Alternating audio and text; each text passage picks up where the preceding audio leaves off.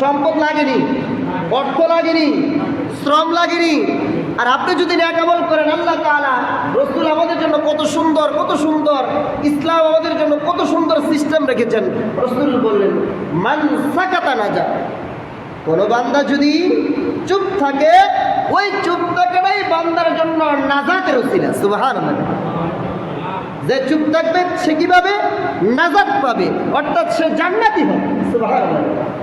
কোন অর্থ খরচ হয়েছে, কোন পরিশ্রম হয়েছে, শক্তি খরচ করা লাগছে, অথচ আপনার শক্তি ভান্ডারে আরো শক্তি জমা রয়ে গেছে। কারণ আপনি কথা বললাম না, আপনি যখন কথা বলি, আমার আপনার কথার মধ্যে প্রজেক্ট, যেই প্রজেক্টের মধ্যে নেক আছে, যেই প্রজেক্টের মধ্যে ভালো আছে, আমলে সালেহা আছে, যেই আমলের মধ্যে রাসূলের তরিকা আছে, ওই আমলের মধ্যে, ওই প্রজেক্টের মধ্যে আমরা থাকতে চাই। আল্লাহ যেন আমাদেরকে কবুল করে। আমিন।